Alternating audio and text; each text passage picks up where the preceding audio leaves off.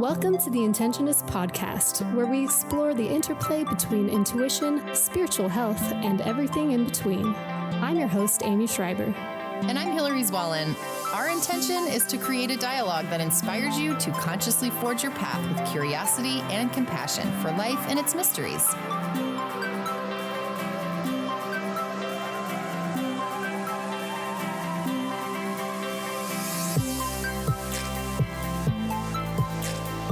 Hello, fellow Intentionists. We are back for part 2 with Lisa Lister. Last week, during part 1, we discussed purification, awakening to our own cyclic potential, and unlocking our cyclic superpowers. They talked about calling in each other versus calling out, and allowing the divine to move through us in her own unique way. So if you haven't had a chance to catch part 1, I highly recommend going back there first, and then coming back to feast upon more of Lisa's serious wisdom.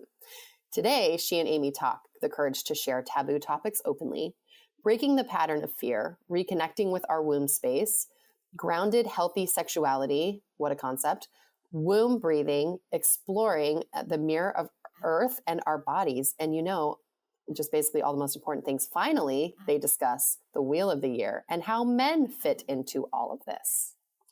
Yes, amazing topics, amazing wisdom. A little bit about Lisa. Crowned the Defender of Female Awesomeness by Cooler magazine, Lisa Lister is a writer, menstrual, fertility, and reproductive health practitioner, and founder of She Flow, a personal invite to celebrate the fiercely feminine, sensual pleasure of being a woman through yoga, movement, massage, mysteries, and magic. Lisa is dedicated to helping women crack their lady code, reconnect with their body wisdom, and love their lady landscape. And you can find her on Instagram at Sassy Lisa Lister, and her website is thesassyshe.com. And she has a Patreon page called the She Power Collective. And she's written some amazing books, including Witch, Love Your Lady Landscape, and Code Red. So you can learn more about her on her Instagram and website.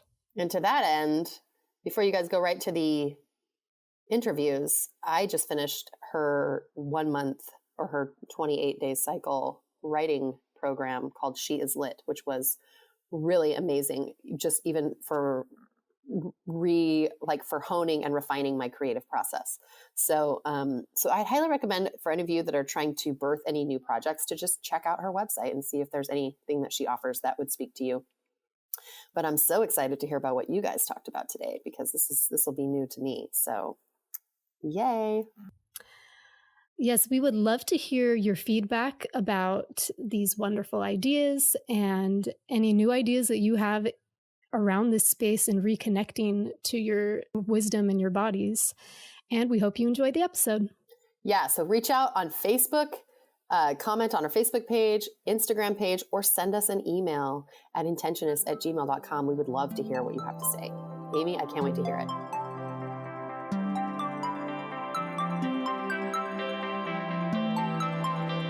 Thank you so much for joining me again here today to finish up our talk on cyclic superpowers. Yeah, of course. I'm very excited to share.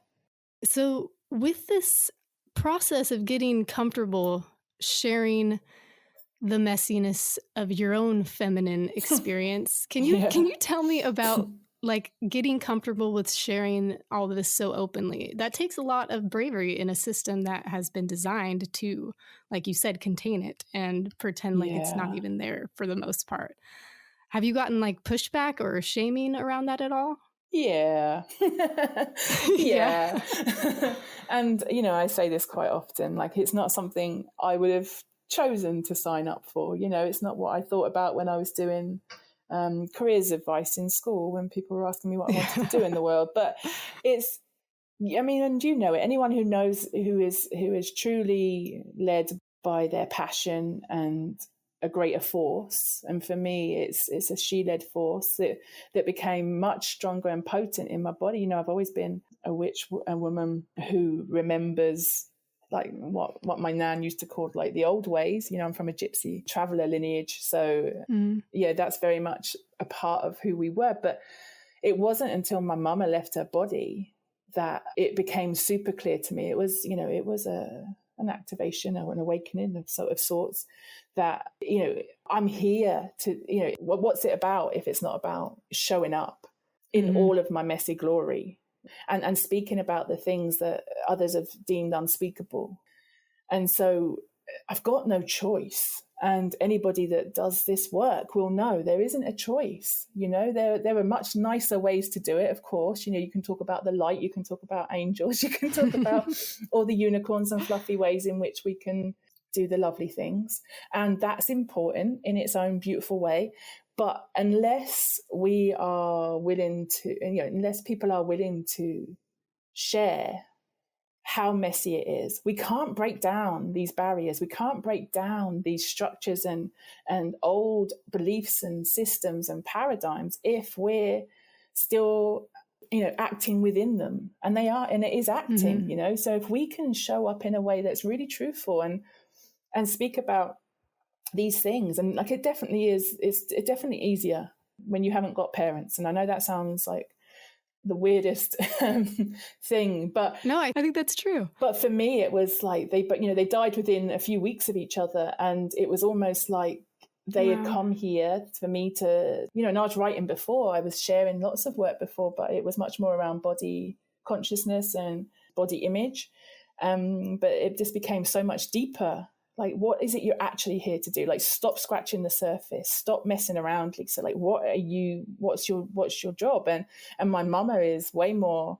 active in my life now through my visions and through her teachings in the space that she's in now, in terms of the work, because, she can support me in a different way that she couldn't have done when she was here, because the fear was too strong in her.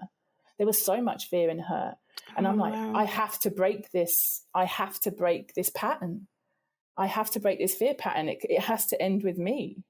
I can't be in fear of talking about, the idea of writing a book called Witch. My nan and my mum would be like, it's something I've definitely had to kind of come to terms with in that book being out in the world. It's like that would have been the worst for them. Like, we were so secretive as a family, and it was such a secretive thing. So for me to kind of broadcast this to the world, like, I am a witch, I am a woman in my power, I am a woman who bleeds, I am a woman with a womb, I am a woman who uses that womb as a way to connect to source and remember who the fuck I am. Like, that's really challenging for a lot of people, but I have no choice. And I want it to to be a remembrance for other people too, is for other women to feel that resonance in their body and be like, yes, that is who I am too. And it may look a little bit different, but, ultimately it's, it's a truth. And and if you know it in your body. Well, I think the popularity of that book is a testament to the fact that women are so hungry for just things to be open and not to have all this shame and secrecy around all of our aspects. Like, it's ridiculous. It's been ridiculous for so long. And so I think that's something that people so have appreciated, including myself, have appreciated about your books and your work. Thank you so much. Yeah, it's I agree. I mean, the response, she's like a feral child. Like, I see her in the world and I check her out on Instagram and I'm like, where's she now? How is she in Alaska? How is she in China? And it's nothing. And people ask all the time, as as writers and things, like, oh, what's your secret? And I'm like, there is no secret. When you create from source, when you create from truth, then you have to trust that that the work will do its work in the world. So she still amazes me. Well, we can't talk about pelvic cauldrons and whatnot without talking about sex. No, we can't. That's truth. What insight and advice can you give around just cultivating a grounded and healthy sexuality in a culture that is set up for basically the opposite? Gosh, right? And it's work. And, I don't want to make it, but it can be the most pleasurable, and it's the most important work of our time as that reclamation process begins. But first and foremost, it's connecting with that space. It's literally every morning waking up, placing a hand on your womb space and that whole cauldron, giving her a little rub and being like, yes, thank you, bowing to her, thanking her for being a sacred space. And then really starting to recognize where you disconnect, because for so many of us around sex and around our own sexuality, we disconnect. And it's the why, like the why are we disconnecting? And I mean, we've got a trillion reasons for it. And it's not about pointing the finger at ourselves or finding a place again to place shame or blame. And like you say, in this current world, like there's going to be a million reasons as to the why we disconnect. But in order to kind of really allow ourselves to receive pleasure and joy and to be fully juicy, like to allow that our whole lady landscape to be a juicy, fertile, fecund space is to bring blood to her, to bring attention to her, so you can do that through breath. We can breathe deep, deep down past our lungs, past our gut and into our womb space. We can do some deep, deep womb breaths so that she's oxygenated, so that she feels that energy moving through her. We can put on a piece of our favorite music and place our hands on our hips and allow our hips to move. So many of us are so stiff there, and that's where energy gets stagnant. And so, of course, we disconnect because we're numb. We're numb to everything because actually, if we allowed ourselves to feel everything that is possible to feel there, we'd be feeling on behalf of generations and entire lineages, right? So it's like slowly, be slow with that. And, but just, through breath, through movement, and through getting really familiar with your own lady landscape, like touching her, knowing what feels good, using beautiful lubrication, there's really beautiful vegan, no chemical lubrication that that's available now, but your own lubrication, and remembering that you are capable of making it. And when you're in touch with your cyclic nature, if you bleed, if you're a woman who bleeds, then knowing that around, and this is broad brushstrokes, but around days 14 through to 20, you're most juiciest. That's when you are your most fertile. That's when you are like fecund with possibility. So touch yourself then, like really get to know yourself, and then do it in each phase as well, because you will have different wants and needs in each phase of your menstrual cycle. And you will notice as well, if you want to get geeky about it, that when the moon is in a certain sign, then if you touch yourself a certain way, you will also there'll be different needs, there'll be different sensations, and also just not getting caught up in orgasm being the goal, right? Again, this is very patriarchal kind of construct that we just need to get on and get it done. And we've got to reach an end point when actually, like the second those 80,000 nerve endings in our clitoris are stimulated, we are orgasming. If we touch a tiny bit of us, a tiny, anywhere in that lady landscape, anywhere on our lips or just around that area, we are awakening that energy and we are allowing it to move through us. So be gentle, be kind, but let it be exploratory. Like, let it be an adventure. And more importantly, let it be like medicinal, let it be healing, because you can self-heal. Like, that's it's another of your superpowers. So trust that you are able to do that. I love that you talk about this whole area as this bowl for healing. Like, the potential is so huge to just, travel the spectrum from, like you said, all the repressed feelings of our ancestors, to just this great pleasure. It's this space of alchemy, like you said. Right. And I think... And the ancient Egyptians knew that. The ancient Egyptians knew that, and the priestesses of Egypt, like that's how they did their best work. So it's like, it really is about us remembering that. It's just, it's not just viewing it that old. way is so helpful. It's so helpful, just like immediately, and just your simple practice of the womb breathing and just putting a hand down there. I found that I was, when I first read your book, Love Your Lady Landscape, Mm. I started doing that, just putting a hand on my lower abdomen and just breathing in and feeling that, wow, I don't pay attention. I spend so much energy ignoring this area that it's a new thing and it should be exploratory. That's really great. Really Yeah. important stuff.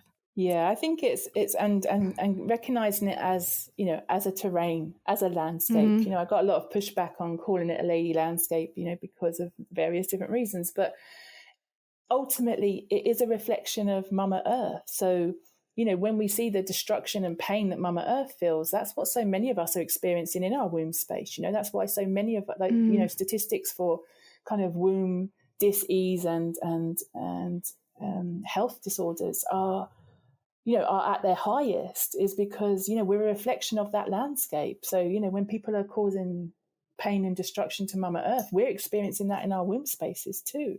So it is a terrain that needs to be loved on and really lavished with attention and love, and recognizing that we don't need another to do that for us, that we have to first and foremost find that for ourselves and recognize that the potential power we have as healers and creatrixes and forces of nature. You know, it's like we are the like I say, the potency that's held in that space. No wonder they were fearful of us, right?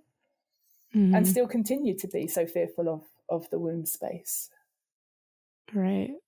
Yeah. So let's talk for a minute about the men. I think that men during this time, everyone, women and men, are working through their own collective feminine wounds. So first, how can we help the men show up to support us like during our cycles? Like how do you think that men who may be listening to this, you know, and it doesn't have to just be like husbands, you know, we're talking partners, we're talking sons, we're brothers, talking, you know, fathers, absolutely, like men who are in relation with women who have wombs and who bleed. Yeah, exactly. So what I experience, so when people read Code Red, for example, they go straight to, right, okay, he doesn't get me. Like, so if they are in a relationship with a man, for example, it's like, he doesn't get me. Like, I've got this now and he doesn't get me. Like, it's patience. Like, it really is patience. It's about allowing yourself first and foremost to understand this cyclic nature and to understand the wounds of the feminine, and to understand some of these things, and to witness that you're going to get angry, that there's going to be, like, more so people across that they've not been taught this before. You know, I get a lot of women who are coming to menopause and they're like, I'm so angry that I wasn't told about this. Like, I feel like I've missed my opportunity, which they absolutely haven't, by the way. But like, I get the anger regarding that. And so when we have, you know, fully found, not fully, because I think it's like a ever ongoing unfolding of our true nature. But if we have an understanding, it's then much easier to then communicate that with the men in our lives. And so we can't see them as enemies, right? They know as much as we know. So it's us now, it's up to us now to know ourselves so well that we become that change for them. So we can show up differently, and then we explain why. And so it's not a case of making them understand. That's so much what I get all the time. How do I make him understand?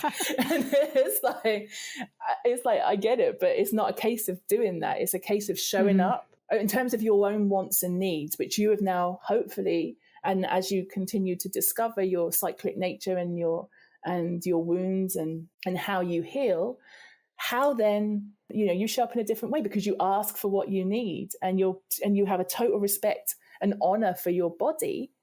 And then when you do that, the men in your life have no other place to go apart from to follow that, because, you know, as women, we are leaders in that when we respect and honor ourselves.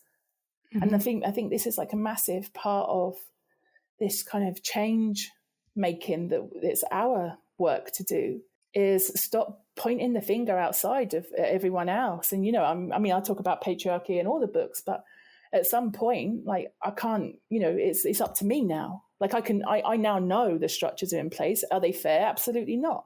But what can I personally do? Well, I can get to know this body. I can really get to know what she needs, what she wants, how she can be respected, how she's revered, like when she doesn't want to be touched, when she doesn't want to have sex with her own husband, you know, it's like, and that's an okay thing to say. And then to express that to your partner and find ways to communicate that. And for me, in relationship with a man, it's definitely been communication. It's been communicate, tell them exactly what you're feeling, tell them exactly how it is for you, without trying to say, but you're doing this wrong and you're doing this wrong and this isn't right, and basically your patriarchy, which, you know, I've done. Like Rich has definitely been the poster child for patriarchy as I kind of explore some of these issues, which has not been a fun time for him, absolutely. But he has a deep respect for me and for you know, the feminine, the she and me, because of how I'm exploring myself, you know. So it's not that I'm an expert or in this work, you know, everything is experiential. Like I am experiencing this. I am being fully awake to my cyclic nature, to how it is to be this woman in this world right now, and the prejudices and the privileges and all the stuff that sits in between. And then he and I communicate that. And I mean, I think that's all I can suggest, because it's like, we're not here to provide tools for people. You know, we're not here to provide tools for the dudes. Like, their journey is their journey. But when we become into a place of reverence and honor for and respect for who we are, then, I mean, the goal, and I'm not really for goals, but the goal is then whole, right? The only goal is whole. And so then we have this wholeness around men then remembering how the woman is a direct reflection of Mama Nature, and then having a beautiful reverence for woman as, you know, a power source, and then recognizing their job in that, which is to support and honor. Yeah, it's a beautiful point that our job in this is to lead by example, by the way that we treat ourselves, and that all of this stuff, the systems in place, it's not our fault, but it is our responsibility. Like, absolutely, we can't just sit around whining about it. That's great. Thank you. I mean, I've definitely done that, and you're definitely allowed to for a little bit, definitely. But who it serves, I'm not sure. Right. Like, it's, you know, pity parties are totally allowed when you recognize and realize some of this stuff, and, you know, in total, like, are you freaking kidding me? Moments are totally allowed, but ultimately, exactly that. You know, exactly that. It's then it's about remembering who we are and going, okay, I'm taking it back now. This has been lovely. You've had your moment. I'm taking it back now. Right. So are there any healing rituals or remedies around our cycles that you could suggest? You mentioned the womb breathing, but are there other things that you enjoy doing and teaching your clients? Yeah, well, I mean, womb breathing is just the easiest. Like, I think people, you know, there are a lot of teachers teaching a lot of things in the world.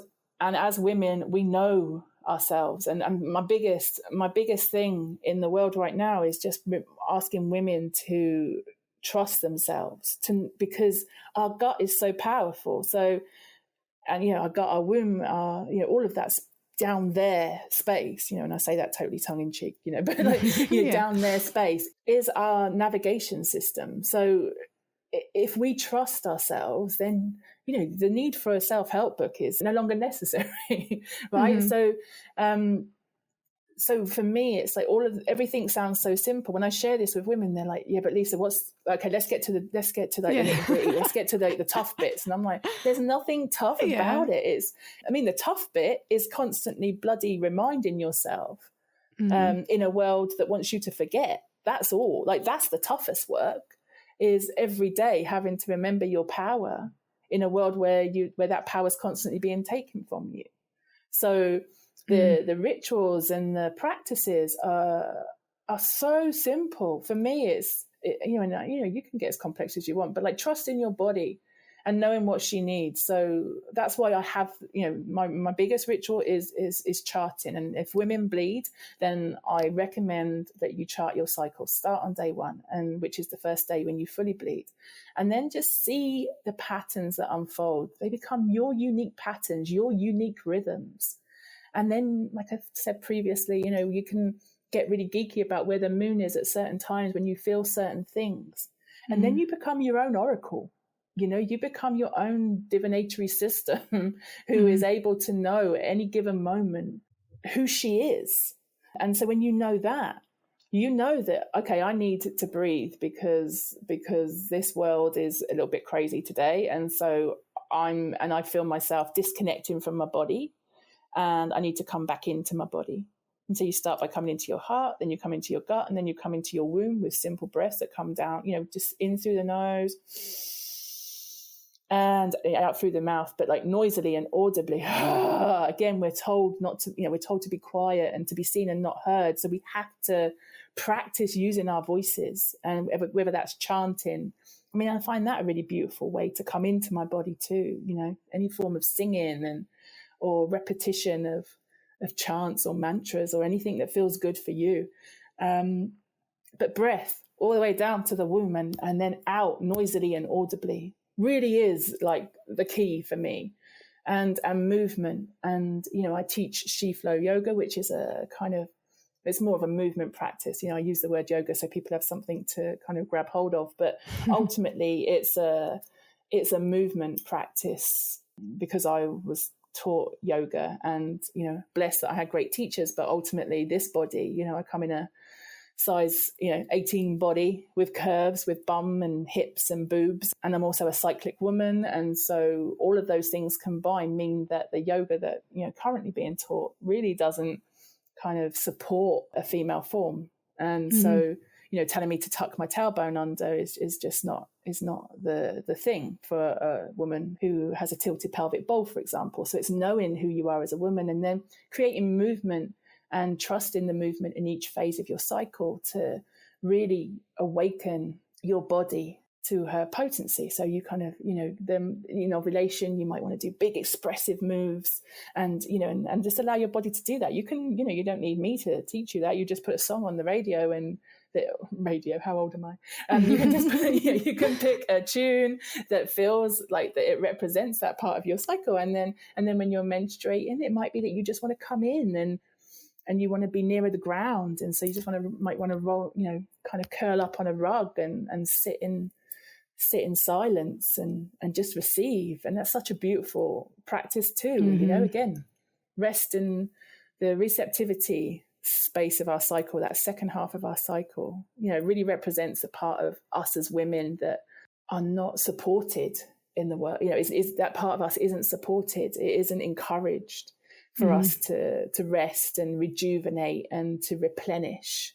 And all of those juicy words that seem like laziness, that are seen as laziness, or that she doesn't want it enough, and that she's not ambitious, and that she's not this, and it's the complete opposite. Because actually, when we do allow ourselves to fully replenish in that space, then we are so much more productive in the part of our cycle when we're programmed to be, we're coded to be productive there, and then we're coded to rejuvenate. It's like if we trust that and if we work with that, it's like life becomes a whole ton easier.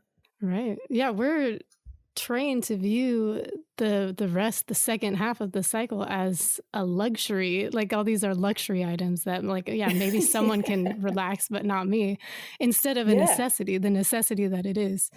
And absolutely. Yeah, I love how you just bring up self-trust, exploring and doing what your body is telling you it needs, because that is that voice of intuition will get stronger and stronger as you listen to it. And that's the whole, that's self-sufficiency. That's spiritual, absolutely. Emotional, physical self-sufficiency. And that's what I love that. That's the truth, because that whole industry is making money out of us relying on them to tell us what it is we need to do to be healthy and to support, and it's like, well, if I'll know I've done my job when women don't need to come to me for permission, because every session that I hold, every retreat, every circle is a permission slip to trust yourself. And so I'll know that work is done when women are like, I'm just doing it and trusting myself. I'm doing this, and like, good, right? That's exactly it. If people are continuously keeping women specifically in a perpetual state of brokenness, you know, like these kind of dieting programs and even like wellness programs and even yoga to a certain extent, right? It's like all of it is to keep us like thinking that we're not good enough. Like, oh, you can't stand on your head. Oh, you can't do that. Oh, like, oh, you need to lose another 10 pounds. Oh, or already all of this until I'm good enough. And it's like, no, how can I have like I, it's a constant reminder of being in reverence and total respect for our body. And then we create that self-trust and that self-sufficiency through our own intuition. But again, that self-trust takes a little while when we've been, it's a lot of unprogramming when we've been programmed for over, 3,000 years and we are carrying the wounds of our lineage. And that's why I always talk about the womb and that pelvic bowl as our alchemy bowl, because for me, it stops here. And I've recognized that in my own lineage, the fear, the absolute terror of being found out. It was so potent in my lineage that it's almost like, that I'm picking every time I'm writing a word, every time I'm speaking out loud, when speaking out loud is definitely not my thing. It's like every time I do that, I'm breaking some chains. I'm breaking some shackles that have kept me that way and kept my lineage that way. And it's the same for every woman. That's important work. It's the overcoming that fear that has been put upon us by whatever culture. I think everyone comes from certain ideas that usually are not about expressing fully and openly. It's just not something that's been normal. You talk about in your books how our cycles are mirrored in, like you said, the phases of the moon, and then also the cycle of the seasons. So can you talk about the wheel of the year a little bit and tell me about the ones that are in the fall and winter, Samhain and Yule? First, how to pronounce that word. It's spelled Samhain, but I don't know how to say it. So how do you say it? I love that. Well, I mean, it's a Celtic word, so I know it as Samhain, which is totally not how it's spelled. So I get the misunderstanding.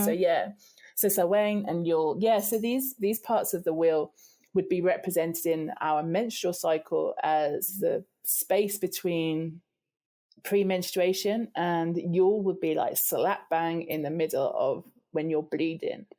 And so these are the dark times. These are the times when you're called in. So you recognize that in the season. If you are in a place where you get seasonal weather, like for us here, I'm based here in the UK, and now from Samhain, like it started to get darker and the evenings are getting longer. I mean, the evenings and the nights are getting longer and the days are getting shorter, so there's much less light.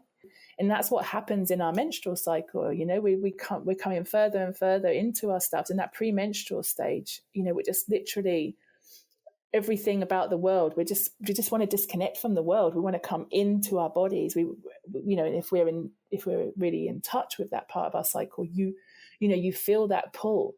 If you're not in touch with that cycle, that's when that anger and rage really becomes heightened, because it's totally you're totally going against your own nature. And so that's why so many people get kind of tarred with she's premenstrual, in that way. But ultimately, when dudes pick up on that, for example, like my husband used to be like that, he's like, oh, you're premenstrual. But now I recognize that actually he knew, I didn't. Right. So it's like, that's interesting in me, but it's also recognizing the very different nuances in that and the subtleties in which, they show up. But that phase is the reflective of Samhain. And Samhain is when when the veil becomes thin between worlds. So that's how Samhain is witnessed in the kind of witch cycle is that we could connect more easily with ancestors, with the other worlds and the other realms. And it's a time to honor that lineage. It's time to honor that ancestry. And also, if you work with your menstrual cycle, this is exactly the same. It will be exactly the same, because pain of your lineage will show up here if you've pushed it down. Pain of your cycle will show up here if you've pushed it down, in order to be seen, because you can see so much more. Like your vision is, it's very oracle-like. Let's go with that. And you can see everything. And so when you can witness it all in that space, it's then up to you how you alchemize that pain and whether you choose to ignore it, but which, you know, you're in free will, but ultimately it will show up again in the next cycle, because this is the whole point of our bleeding years, is so that with each and every cycle we get to plant new seeds and we get to let go and we get to die and we get to be reborn. And it's the beautiful cycle. So this is the point of death. You know, we come to Yule and it's again, for women, we have this built-in ego death. It's something that men don't have. And it's partly why I think the world is like it is, because their ego is never given chance to die. You know, they don't get initiated in the world anymore. And it's not fair. Like, you know, that's definitely an unfairness in that. You know, when I talk about patriarchy, it's done a job on all of us. You know, it's on men and women. Right. And everything in between, to be honest, and everyone in between, to be honest. You know, we're all experiencing the pain of that, and it's negotiating that space. And so for us as women, when we come into menstruation, when we are releasing, like fully releasing the blood, you know, that's not dirty, that's purification. Like, that's fierce purification. And that's death. Like, that's absolute death in terms of letting go of everything that has been in order to make space for what's to come. And for me, it's just, when we recognize that, it's so sacred. And the same as Yule, you know, it's when the light returns. So when we bleed, it's like a sign that we've let go, that we've died, and that we are ready to be reborn, like the Venus cycle, you know, like when the story of Inanna and the story of Persephone. It's like it's in all of our feminine mythology. It's that we have to die to be reborn, and this part of the year in the Northern Hemisphere is that time to come into the darkness, come into our body, to be with ourselves. You know, and this is where I definitely take time out at this part of the year to create. You know, it really is like where I let go of everything, the need to be and to be seen, and I really kind of come into my creative cave and allow myself to feel what needs to be felt and what needs to be let go of, and what needs to move through me in terms of what needs to be shared with the world next year. But like, it's not a case of having to get it done. It's just a case of working with my creativity and understanding what it is that might want to be birthed come Imbolc, which happens in the 1st of February, which is when the lights, you know, so at Yule, it's like the darkest time. And then from that moment through to Imbolc is when the light is slowly starting to return. But, you know, in our society, we're like, January, new start, new year. And it's like, no. We're just literally coming out of the dark. We're like little moles just poking our heads out from the darkness, just trying to kind of adjust our eyesights. You know, it's like, give yourself that time and don't let the patterns and the structures and the systems. And that's what I mean about it being the biggest work is remembering, is using these kind of touch points in our cyclic nature and in nature to remind us, like, not yet. Like, I don't need to rush. You know, January through to February is a time to adjust to the light, allow the light to come back through, because you will be more productive in those following months if you are able to allow yourself to do that.